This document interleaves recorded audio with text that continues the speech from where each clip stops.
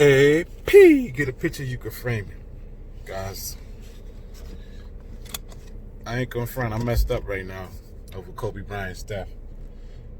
I mean, this is one of my peers. Someone who I admire as a baller. You know? Someone who's a legend in the game and accomplished so much. And to hear that he's passed, and tragically in a plane crash, a helicopter crash, is very, very sad, devastated right now. I feel like I'm gonna cry. J-Funk's sad. All day. Guys, it's just, all I can tell you is put God first, then your family, And tell all your family that you love them. then And your friends.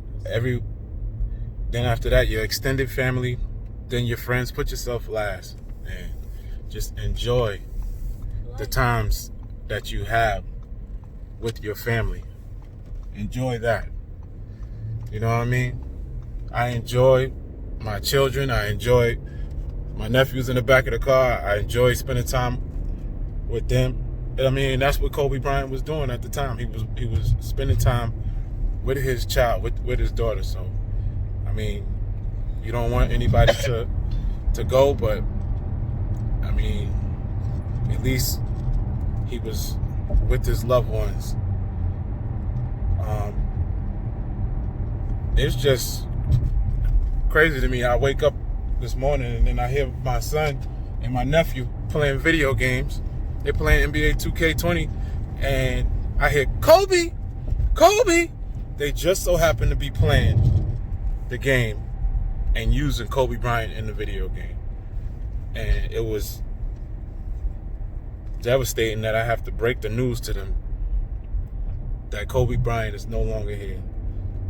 I mean, gone too early. 41 years old. Yeah. That's too soon. You know what I mean? It's a lot of life to live. And I mean, I know there's a lot of people speculating and saying different things, wondering about different conspiracy theories and wondering, you know, how could this happen? How is it that he dies the day after LeBron James breaks or passes him in scoring? How is that? How does that happen? What type of coincidence is that? Like, it's unbelievable. So, I mean, I don't know what to make of all of that. But what I do know is right now he has a wife and children at home, 3 kids and a wife at home who no longer has her husband or one of her children, her second born child there. And, you know, I know for me, losing a child was devastating for me and my wife and my family. J-Funk was only 4 years old when he went through that. Yep. And, you know, that's terrible, a terrible thing to experience. And, you know, we almost lost a second child. We almost lost Josiah. But thank God that he was able to pull through. It was a lot of prayers, and thank all of those from across the country, across the world that were praying for our son. There were prayers coming up from New York, prayers in California and Illinois and North Carolina, South Carolina, Atlanta, Georgia, all over the place, Detroit, Michigan, people all over the place were praying for our child. But, you know, there were a lot of people who weren't doing anything too, who I thought were my friends. And you know, since that time, I've changed my circle because you find out who really is down for you, who really is your real friend when you go through adversity. Because people will be there for you when you up, but when you're down, the people who still are there for you, that's when you find out who your real and true friends are. So, you know, shout out to all of the real ones that still are there for you and that were there for me during my time of struggles and adversity. So what I would say is that you got these different media outlets that try to make stories and they tear you down You know what I mean? They think that athletic black men just come a dime a dozen. So you want to treat Kobe Bryant like he's dirt. You know what I mean? All of the hard work and dedication he put into the game, and you guys want to devalue his worth when, I mean, the man has given his all from the time he's been in the NBA. He came straight from high school, and he kept getting better and better every single year, all the way to the level of eliteness, greatness. You know what I mean? One of the only people to play against Michael Jordan, and I mean, yeah, Michael Jordan was towards the end of his career, but he more than held his own. Kobe more than held his own against Michael Jordan. In fact, he dominated him one of the last times he played against him. So it was more of a passing of the torch because he studied Michael Jordan's game. And then imagine you look yourself in the mirror. You know, like when they show the Spider-Man picture and he pointing at the other Spider-Man. That's what it was like for Michael Jordan when he saw Kobe Bryant, someone who copied his moves and mastered them. And now he's a younger version of you, and he's using those moves on you. So you guys need to respect that. Respect the greatness and stop disrespecting Kobe and putting him, what did they put him, 15 on one of the all-time great lists? Like, come on, man. Guy scored 60 in 3 quarters. The guy had 81 points in a game. And his Mamba mentality, that means that guy was he ferocious. He just went for it every time on the court. I wish my son had that mentality on the basketball court. And my nephew, I wish you have it too, where you like, okay, I scored 15. I ain't settled. I'm going for 100 every single time. He was trying to go for the most that he could go for, and trying to win at the same time too. Every single time he went out there, it was no plays off. So you got to respect that, because there's a lot of people who, they are great, but you know, some of them take plays off. Some of them do load management. Some of them, you know, they don't give their all every single possession in that game of basketball, you know? And so you got to respect those that do give their all. And I can honestly say, watching Kobe Bryant, watching Michael Jordan, that every single second that they played, they gave their all. And Kobe's last game of his career, didn't he have 60? Your last game of your career, how could you pull that off at the end of your career? So, you know, I moved to California.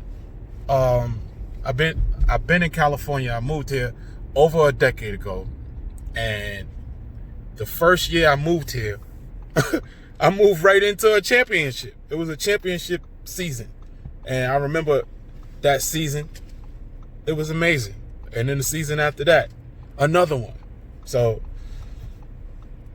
shout out to Kobe Bryant for bringing greatness to us all, for showing us all what greatness is like. You know, he came from a family that was not a poor family. He didn't grow up in the hood. He grew up having more than most of us. He had more than me, you know. But why did he have this streak in him that said, I want to be great? I want to do more. Like, look at my son, J-Funk. J-Funk is growing up. He's growing up, and he don't live in the hood. J-Funk lives a great life, and so does Xavier. They live great lives. But just like Steph Curry, that's why I respect Steph Curry too. You have, but you want more. You want so much more. That's what his Mamba mentality is all about. So I would hope that these boys get that in them. I hope they build that kind of dog mentality inside of them, where they just want to be great regardless of anything, not to be settled and say, yeah, I'm rich already, I got more than you, I don't need to so what, I missed the shot, I I'm already doing this. I'm already successful. No. He wanted to be the greatest. And he pushed himself to that limit. Every single time he played, he was pushing himself to that limit of greatness. So, respect to the legend, Kobe Bryant. And, you know, many of y'all don't appreciate people until they're gone. Give me my flowers while I'm still alive. You know what I mean? I still see how y'all did Nipsey. You know what I mean? Nipsey, I remember when I first came out to Cali too. Being around Nipsey Hussle and seeing how he flow. Seeing him do his thing and perfect his craft. And I was shocked to see that dudes from the West Coast, they really was spitting. They had East Coast flavor to them. And, you know what I mean? They had aggressions. First thing I liked about Nipsey was his aggression. He had aggression in his flow. And then he was an entrepreneur. He was building at the same time. So I respected that. And I knew that he had greatness inside of him, but it took him dying for the rest of the world to see this. So me being who I am, I know I'm a great artist. I know I'm a top lyricist. I know I'm a top songwriter. I know I'm a top producer. But a lot of y'all been sleeping on me. A lot of y'all don't notice. The kids notice. The kids know that AP 1 in a billion is the truth. But a lot of y'all sleeping. And you know what? I'm relentless. I got all kind of stuff going on. All right? I'm the owner of many successful companies. And give me my flowers while I'm still here. The day is going to come out where instead of hating, my peers will respect the greatness that's in front of you. And in the meantime, I'm not living for that. What I'm living for is to spread God's love throughout the world and to show these kids how to be great.